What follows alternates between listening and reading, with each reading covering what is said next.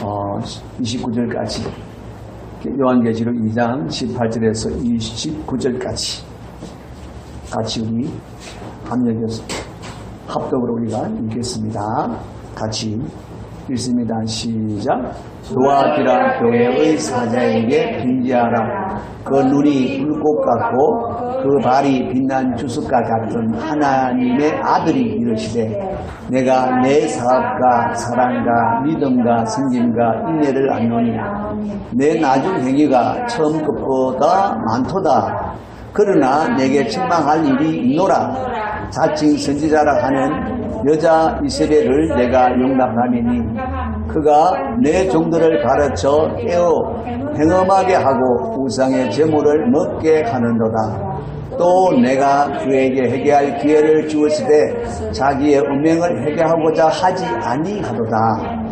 볼지어다 내가 그를 침상에 던질 터이요 또 그와 더불어 간음하는 자들도 만일 그의 행위를 회개하지 아니하면 큰 환난 가운데 던지고 또 내가 사망으로 그의 자녀를 죽이리니 모든 교회가 나는 하나님의 뜻과 마음을 살피는 자인 줄 알리라. 내가 너희 각 사람의 행위대로 갚아주리라. 그래서 도화전에 남아있어 이 교훈을 받지 아니하고 소위 사탄의 깊은 것을 알지 못하는 너희에게 말하노니 다른 짐으로 너희에게 지을 것이 없노라. 다만 너희에게 있을 것을 내가 올 때까지 굳게 잡아라. 이기는 자와 끝까지 내 일을 지키는 자에게 만국을 다스리는 권세를 주리니. 아멘. 이 시간에는 특성 순서가 있습니다. 예. 우리 강성훈 집사님과 임예희 집사님이 같이 특성을 준비했다고 합니다.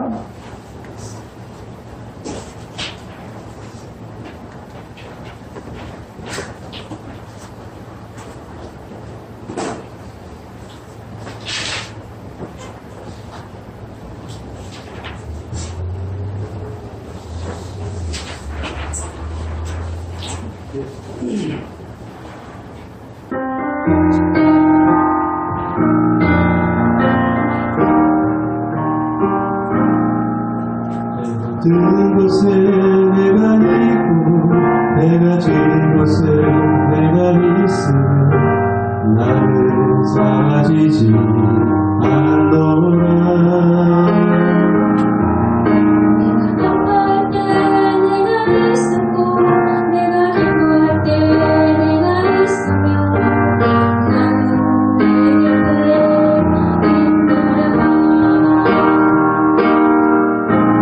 든 곳에 내가 있고 내가 진 곳에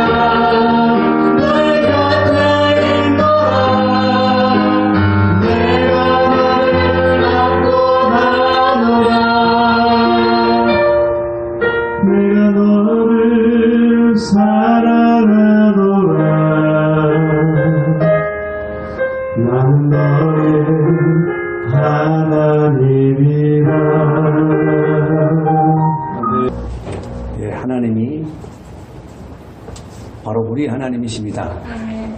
하나님이 우리와 함께 하십니다. 비록 우리의 육신의 눈으로 보지 못하고 이 손으로 만질 수 없다 할지라도 이기신 하나님은 언제나 우리와 함께 하신다고 말씀하시고 예배 가운데 진히 임하셔서 영광 받으신다고 말씀하셨습니다. 오늘도 우리 가운데 오셔서 영광 받으시고 우리 각 사람 안에 또 주께서 행하실 일을 행하실 줄 믿습니다. 우리가 지금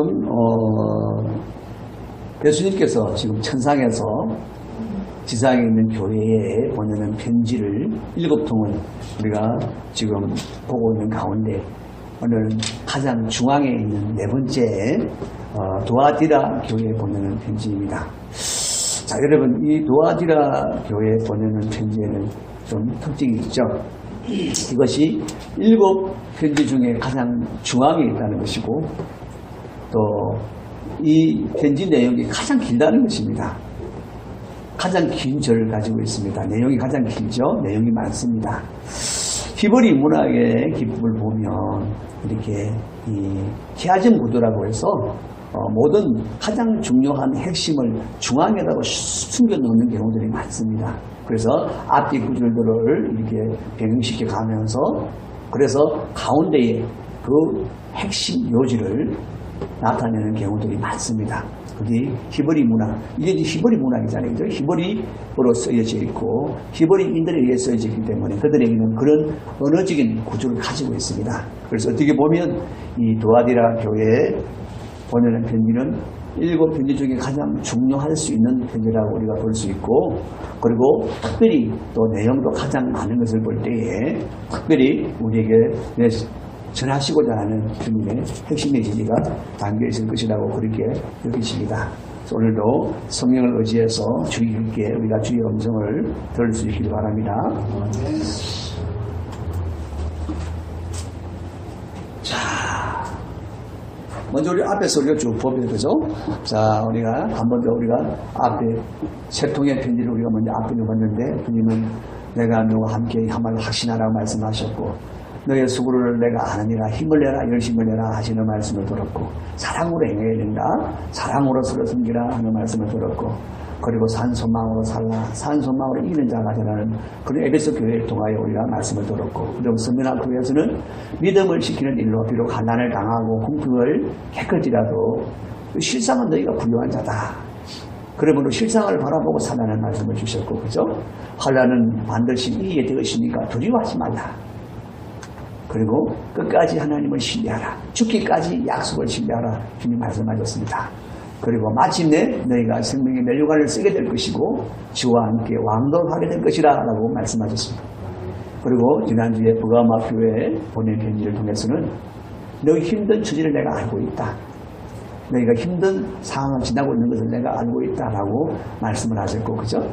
그런 처지 가운데서 너희가 내 이름을 굳게 잡아서 나에 대한 믿음을 지켰으니 참 잘하겠다고 하시는 그런 칭찬의 말씀을 주셨습니다. 그리고 니골로당의 교훈을 지키는 자들이 있으니까 교회가 회개하라. 교회 지도자가 회개하라. 교회가 회개하라. 그렇게 말씀하셨습니다. 그 교훈을 지키는 자들을 회개하라고 말씀하시는 것이 아니라 교회가 회개하라는 사실을 우리가 명심하여 둬야 됩니다.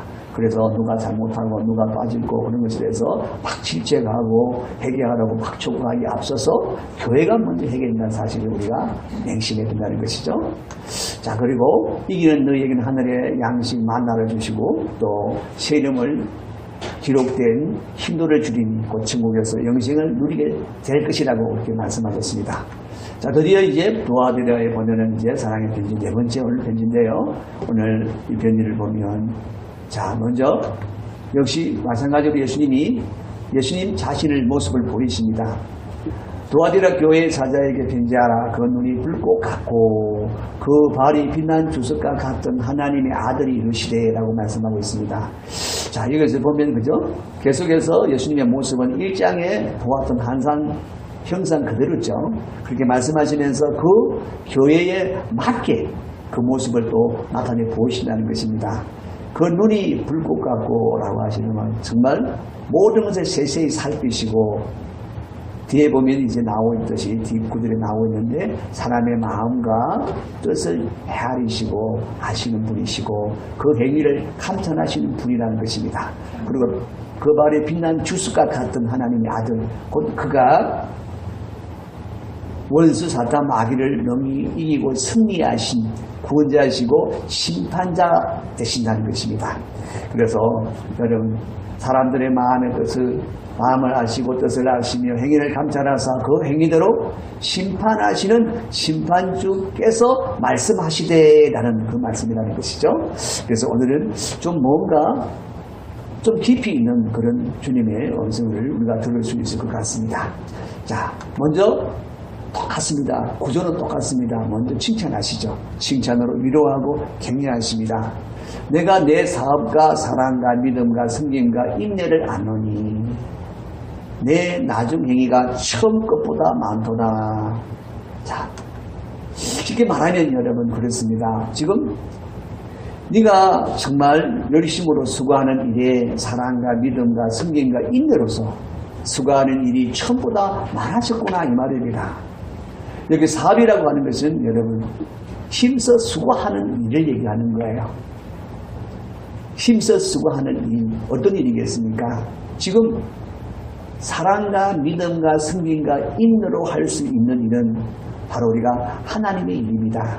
하나님의 사업입니다. 예수 그리스도의 사업입니다.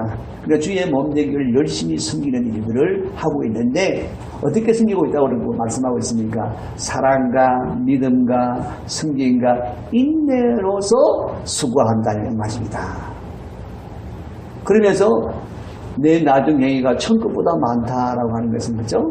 네가 더욱더 열심히 지금 처음보다 신앙의 진보를 이루어가고 있구나. 너의 사랑이 더 많아지고 있구나. 너의 믿음이 더 많아지고 있구나. 너의 승림이 더 많아지고 있구나. 인내가 점점 더 많아지고 있구나. 엄청난 칭찬이죠. 에베소 교회는 많은 일들을 하고 있음에도 불구하고 사랑이 없다고 그랬지 않습니까? 그런데 지금 이들은 아주 모든 것을 균형을 맞추어서 마땅히 갖춰야 할 덕목을 가지고 여러분 열심히 수고한다는 거예요. 그래서 그들에게 야, 너 나중 행위가 처음보다 훨씬 많다. 너희들 정말 아름다운 진보를 이루고 있구나 라고 말씀하고 계시는 거예요.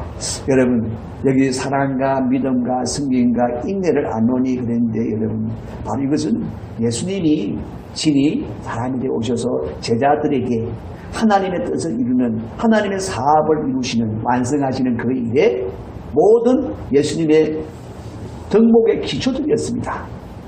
예수님은 철저하게 사랑을 하셨습니다. 하나님 아버지를 사랑하셨고 그리고 하나님이 사랑하는 하나님의 백성들을 사랑하셨습니다. 그래서 어떻게 해요?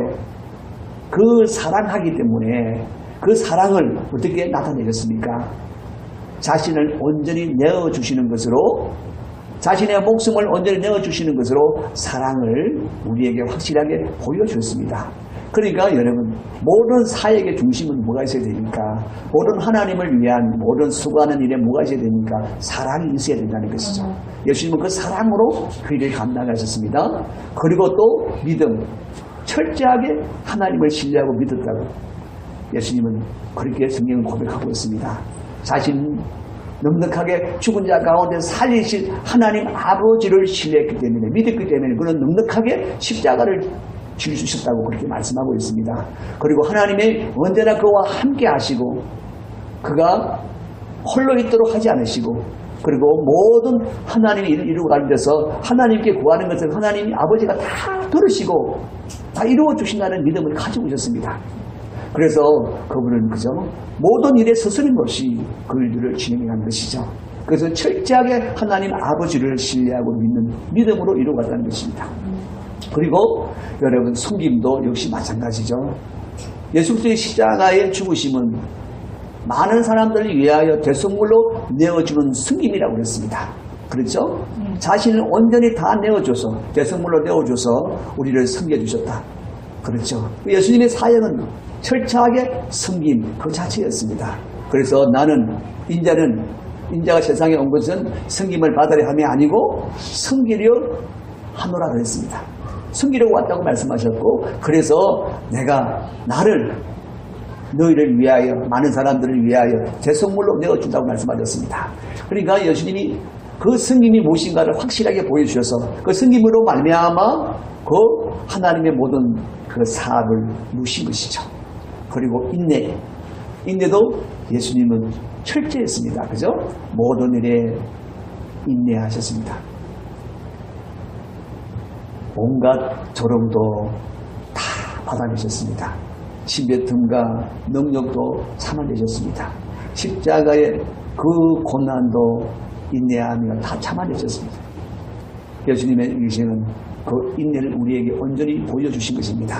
그래서 여러분, 바로 이 사랑과 믿음과 섬김과 인내는 예수 그리스도의 덕목인데, 또한 이제 예수 그리스도 안에서 예수 그리스도인이 된 사람, 예수 그리스도께 속한 사람이 된 사람들도 마땅히 갖추어 가야 할 덕목이라는 것이죠.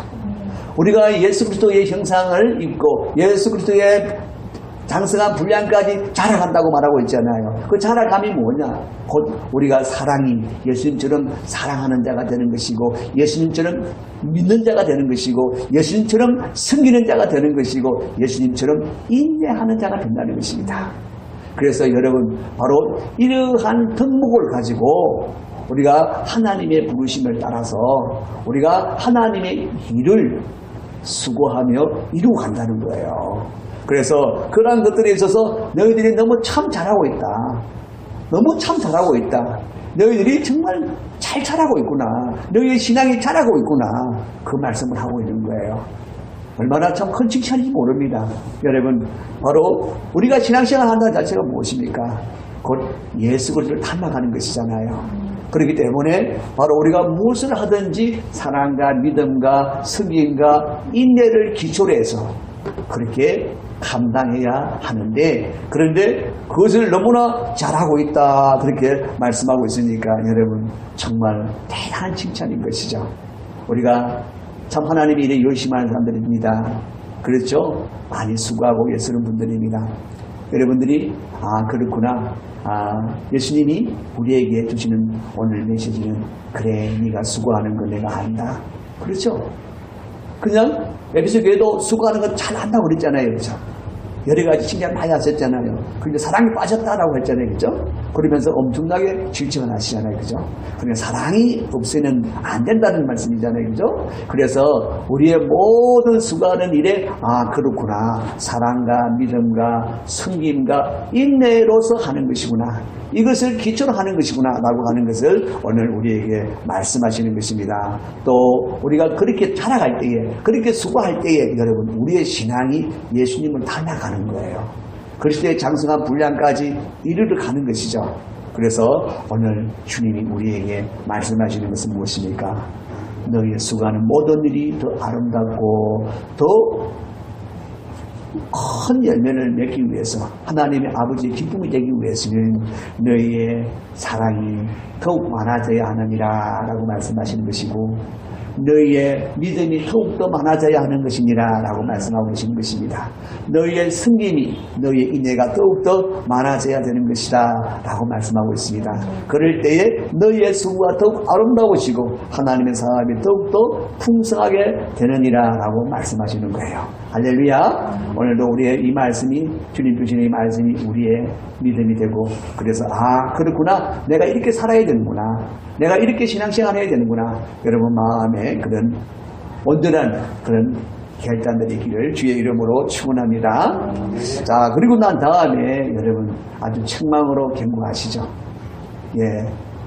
20절, 21절을 보면, 그러나 내게 책망할 일이 있노라 라고 시작을 하십니다. 자칭 선지자라 하는 여자 이세벨을 내가 용납하느니 그가 내 종들을 가르쳐 깨어 행음하게 하고 우상의 제물을 먹게 하는도라 그랬습니다. 이세벨을 용납했다. 여자 이세벨을 용납했다. 그리고 그 여자가 내 종들을 가르쳐 깨어 행음하게 하고 우상의 제물을 먹게 하는도다 라고 그렇게 말씀했습니다. 자, 그러면서 또 내가 그에게 회개할 기회를 주었을 때 자기의 음행을 회개하고자 하지 아니하도다.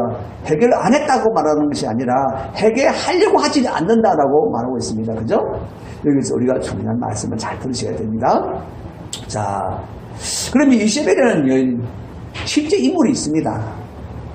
열왕기 상하에 나오는 아합의 왕비죠.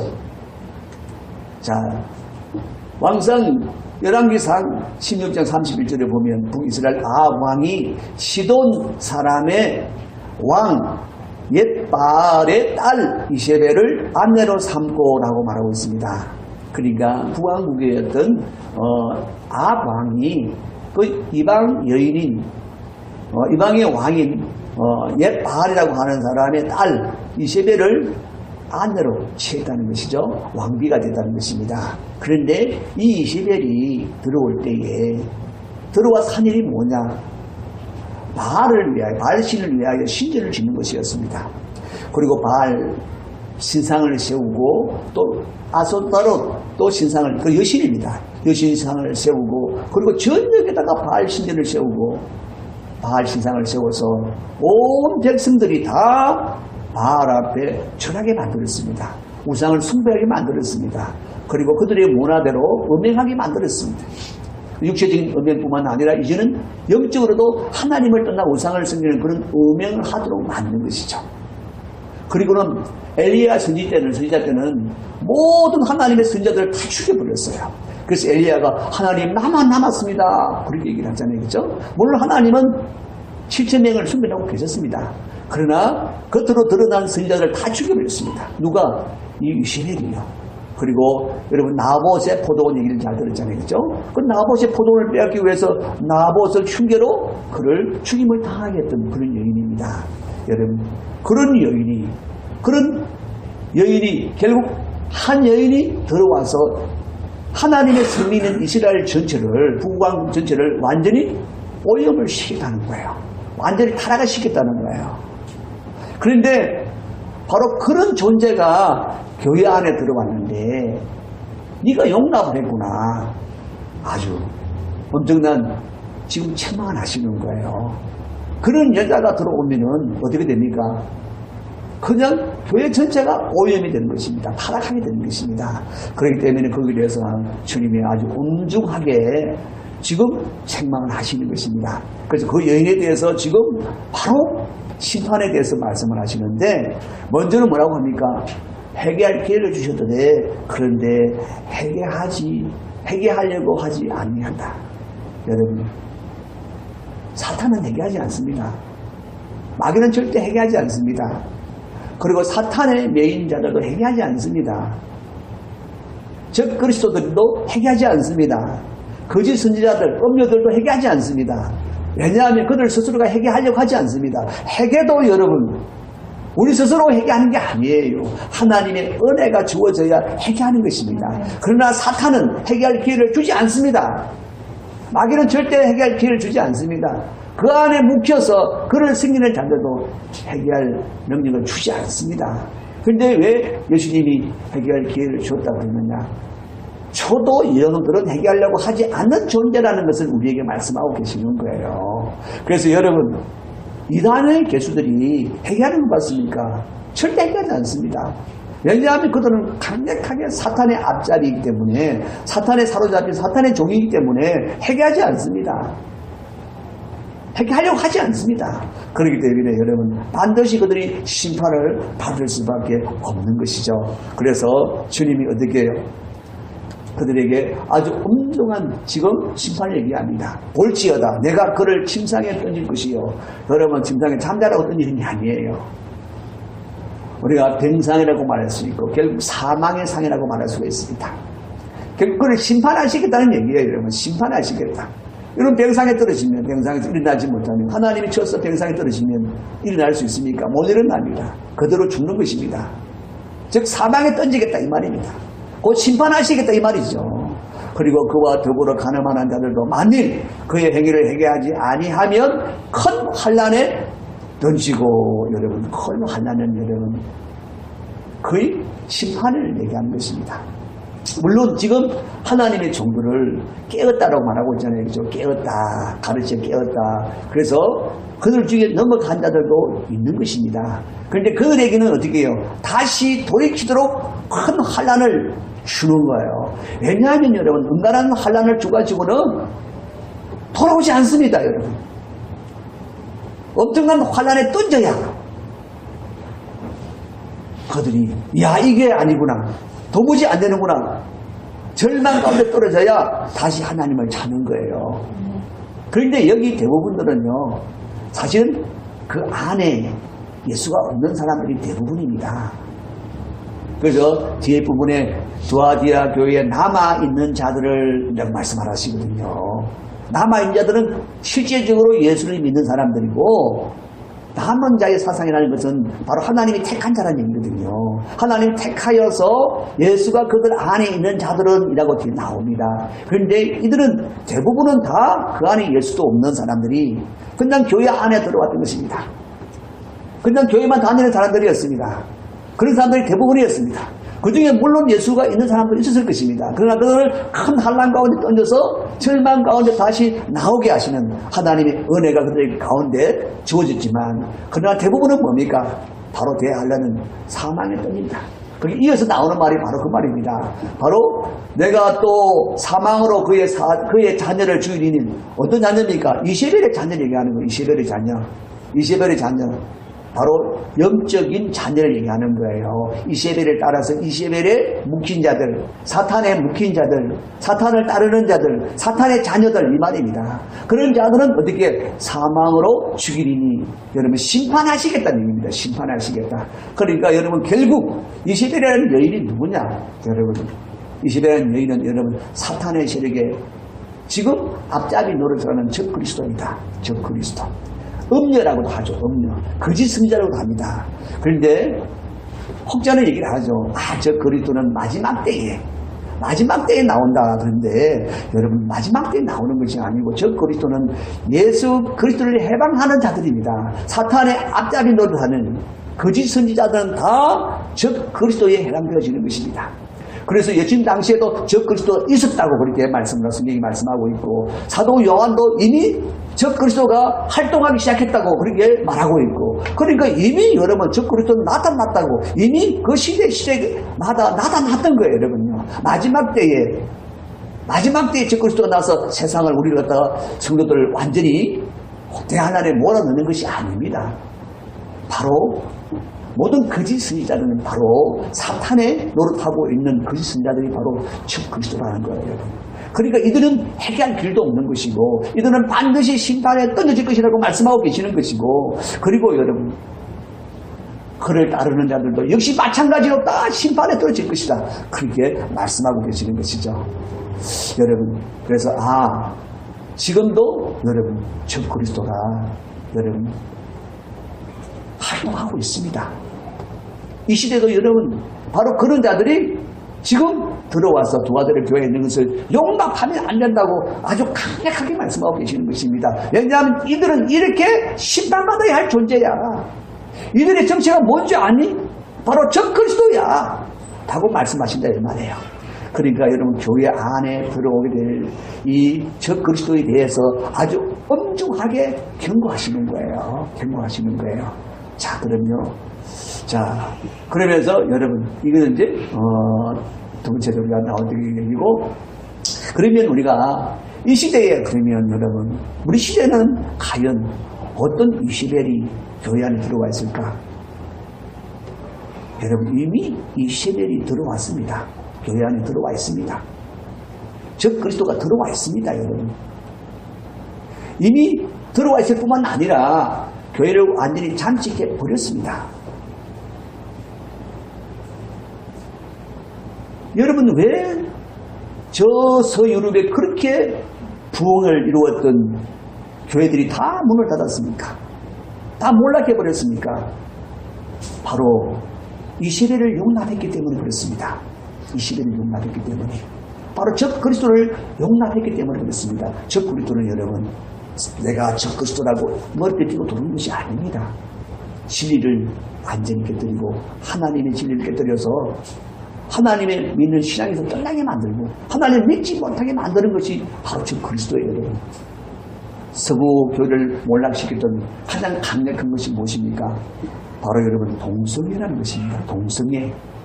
동성애와 동성결혼이라는 것입니다. 그것이 여러분 들어왔을 때 교회 안에서 어떻게 교회가 그것을 용인했어요. 용납을 했어요, 여러분. 그리고 교회에서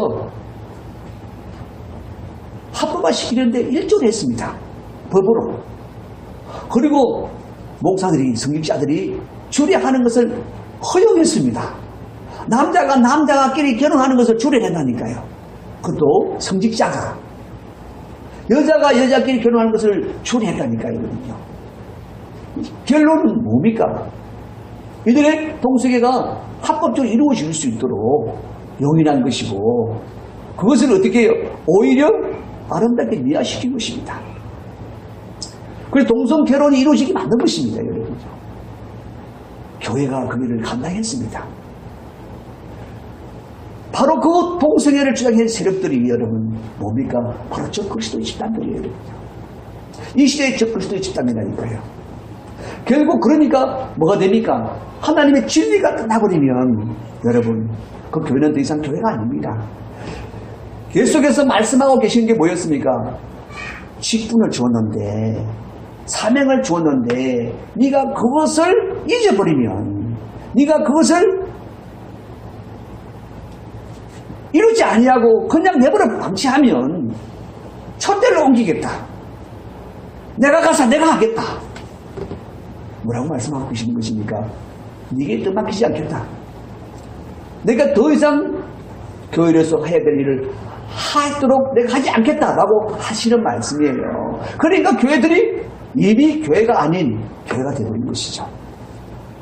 여러분 사명이 떠나버리고 직분이 떠나버리면 교회로서의 교회로서의 삶, 교회로서의 어떤 그런 위치가 더 이상 존재하지 않는 것입니다. 교회가 아닌 것입니다. 그래서 여러분 주님이 떠나버리고 나면 무슨 여러분 교회가 되겠습니까? 와르르 무너지는 거죠. 결국 누가 그걸 잠식해버립니까? 이 적그리스도가 잠식해버린 것입니다. 그런데 지금 여러분 이제 우리 한국에서 그것을 법으로는 합법화하려고 지금 난립니다, 여러분. 합법화하려고. 그런데 교회에서 지금 그거를 용납을 한다니까요, 여러분요. 용납하는 세력들이 나온다니까요, 여러분. 성경으로 또 고친다니까요, 여러분. 동성애들을 위한 성경 번역본이 나왔다니까요, 여러분. 한국은 안 하지 않았지만 미국에 나왔습니다. 그런데 성경은 여러분 동성애를 뭐라고 합니까? 돌로 쳐 죽여야 하는 것이라고. 하나님의 창조 질서를 무너뜨리는 거잖아요, 여러분. 하나님은 남자와 여자를 지어서 가정을 이루고 한 몸을 이루어서 가정을 이루라고 그랬잖아요, 여러분요. 그래서 생육하고 번성하고 땅에 충만하라 그랬잖아요. 남자끼리 만나서 뭐 한 몸이 됩니까?